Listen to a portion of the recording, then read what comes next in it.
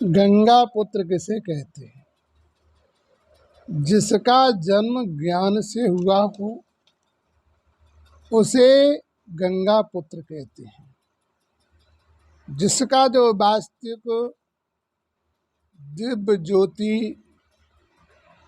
परमात्मा के ध्यान के द्वारा जन्म हुआ हो, ज्ञान जिसकी माँ हो,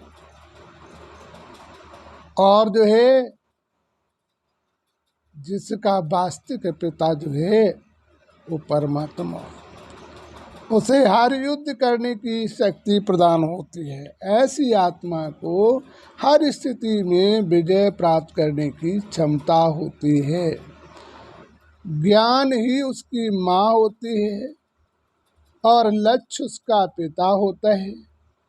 उसी बंधन में बंधकर शत्रु का बंधन भी परमात्मा कहते उसमें बंधकर ही सत्य का बंधन भी टूट जाता है। माना जो है जब सांसारिक भाव में बंध जाता है तो उसका सत्य का मार्ग टूट जाता है और वो कर्म में जुट जाते हैं। इस संसार के कर्म को जब भी मानव जीवन के अंदर इस संसार का आकर्षण जागृत हो जाता है, ऐसी स्थिति में मनुष्य कहीं तो बुराइयों की तरफ जाने लगता है और ऐसे समाज में फंसने के बाद वो नशीले पदार्थों में सेवन हो जाता है।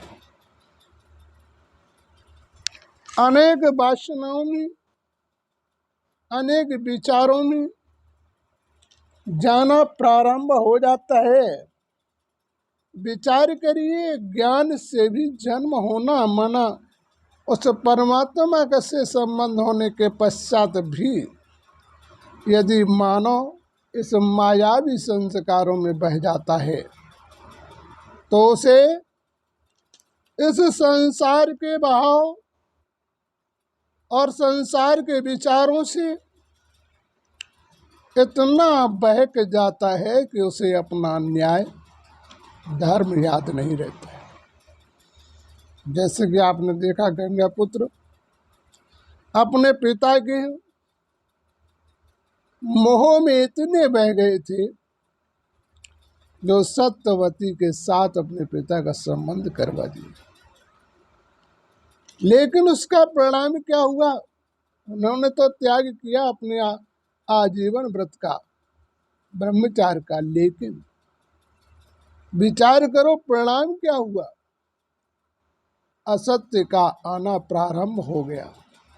आकर्षण एक ऐसी व्यवस्था है जो असत्य की तरफ ले जाती है और सत्य से कई गुना पीछे छोड़ देती है।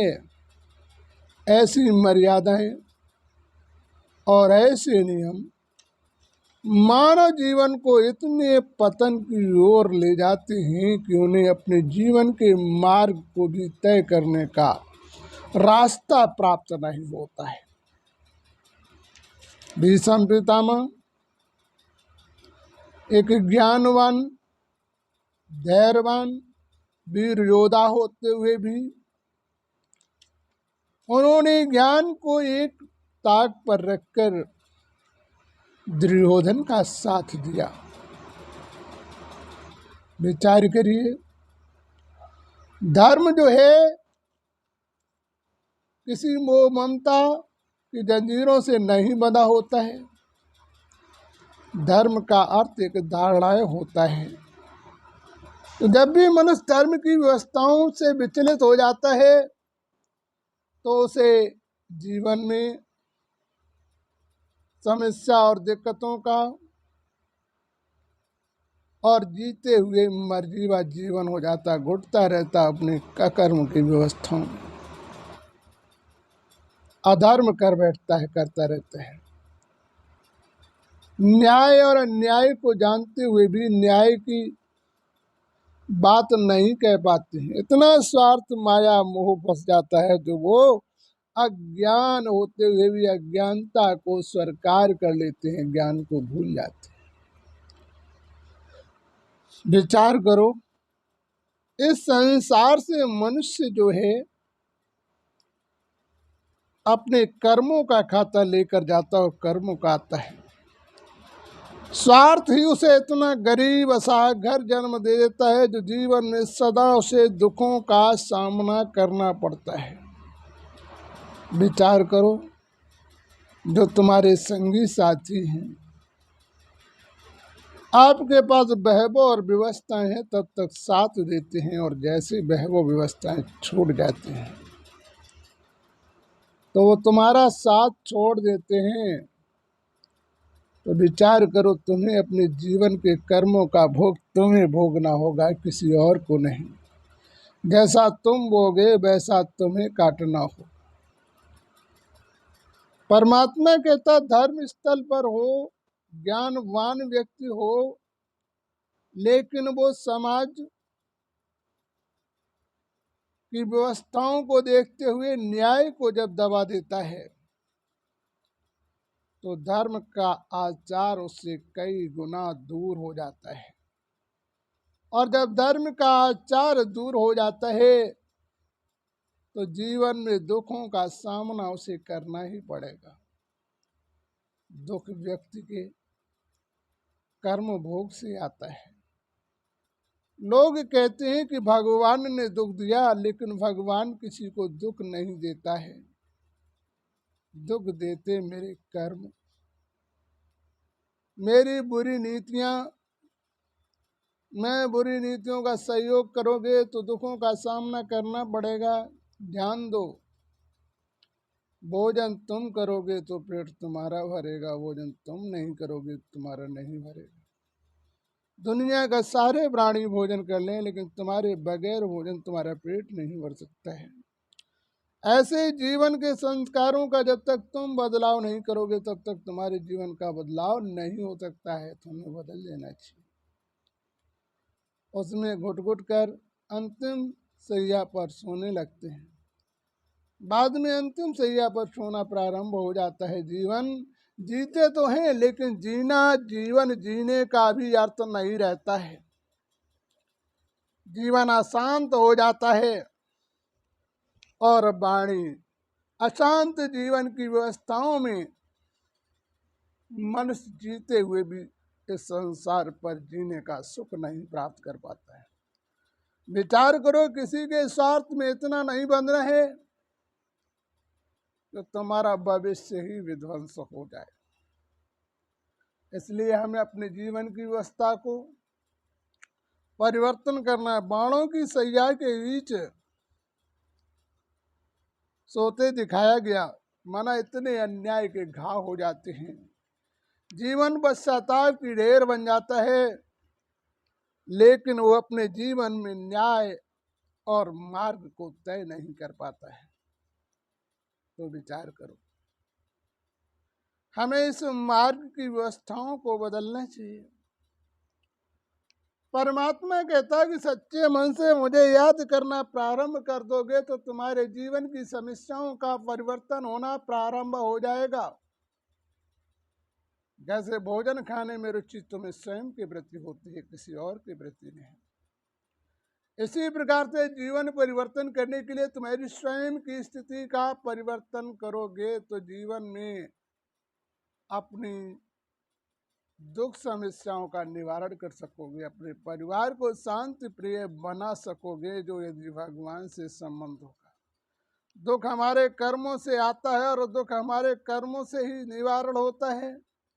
इसी प्रकार से परमात्मा की सच्ची मन, सच्ची भावना से अपने दुखों को निवारण कर सकते हो। तो वास्तविक हमें अपने जीवन में बदलाव करना चाहिए। अन्याय के इतने घाव हो जाते हैं, उसी में पश्चाताप में लगे रहते हैं, फिर अंत में अपनी इच्छा अनुसार अपने शरीर को परम गति को प्राप्त कर लेते हैं।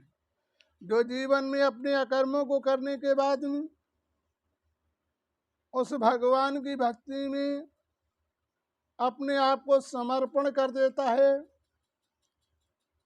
और ऐसा प्राणी अपने जीवन में किए कर्मों से मुक्ति पा लेता है, जो अपने कर्म का पश्चाताप करता है और ध्यान देता है कि मुझसे गलती हुई। इन पश्चाताप के द्वारा वो अपने जीवन के दुखों का निवारण कर लेता है। तो वास्तविक अपने जीवन के दुखों का निवारण करने के लिए तुम्हें अपना बदलाव करना होगा और तभी जीवन के दुखों से निवारण हो सकती है।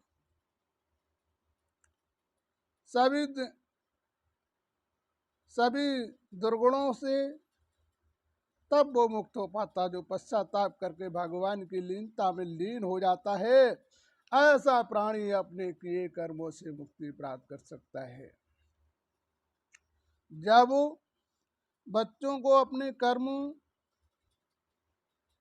से जो है परम गति प्राप्त होती, कर्म के अनुसार से ही परम गति प्राप्त होती है। तो जब तक तुम अपनी परम गति का, अपने विचारों का, अपने कर्म का पश्चाताप नहीं करोगे, तब तक तुम अपने किए अपराधों से मुक्त नहीं हो सकते हो। और जब तक तुम अपने कर्म से, किए कर्मों से मुक्त नहीं हो सकते हो, तो जीवन में कभी दुखों से निवारण नहीं कर सकते हो। अभिमान के द्वारा तुम किसी को झुका नहीं सकते हो। यदि कोई व्यक्ति मजबूर है तो रुक सकता है, लेकिन तुम किसी का परिवर्तन नहीं कर सकते। तो वास्तविक तुम्हें अपने जीवन की व्यवस्था का परिवर्तन करने के लिए तुम्हें अपना बदलाव करना पड़ेगा, जिससे ऐसे दिनों का तुम सामना न कर सको। तभी परमात्मा तुम्हारी पूर्ण मदद कर पाएगा, और ऐसा नहीं कर पाओगे तो परमात्मा तुम्हारी पूर्ण मदद नहीं कर पाएगा। तो वास्तविक हमें अपने जीवन में बदल लेना चाहिए। वास्तविक ये परमात्मा के द्वारा बताए हुए वाक्यों का आज सभी के सामने प्रस्तुत करता हूँ, और वास्तविक इन वाक्यों को आपने धारण किया और उस परमात्मा के मार्ग पर चलना सही प्रारंभ कर दिया, तो ये परम सत्य है कि तुम्हारे जीवन के कष्टों का निवारण होना प्रारंभ हो जाए। परमात्मा से और निराकार की ज्योति में जो भी समाहित होते हैं सच्चे मन से, वो अपनी आर्थिक और शारीरिक परिस्थितियों का परिवर्तन कर लेते हैं। यदि वास्तविक तुमने भी सच्चे मन से उस परमात्मा को समर्पण किया, ये संदेश आपको परम पिता परमात्मा शिव विद्यालय शिवधाम पाली रोड वर्तना द्वारा प्रसारित किया जाता है। आप कभी भी उस परमात्मा से हमारे आश्रम से अर्जी लगा के जाएंगे तो अपनी समस्या और दिक्कतों से निवारण कर लेंगे। इसका प्रैक्टिकल तुम अपने जीवन में स्वयं करके देख सकते हो। इन संदेशों का पालन करके तुम्हें वास्तविकता पता चल जाएगा कि भगवान हमारी कैसे मदद करता है और कैसे दुखों का निवारण होता है। वास्तविक तुम सुनो, अपने संबंधियों को सुनाओ और अपने जीवन के दुखों को निवारण करने के लिए परिवर्तन करो। शिवधाम पहाड़ी रोड वर्तना इटावा भारतवर्ष। वास्तविक जो है तुम यहाँ पर आकर अपने जीवन का परिवर्तन कर सकते हो। अच्छा, जैसे परमात्मा।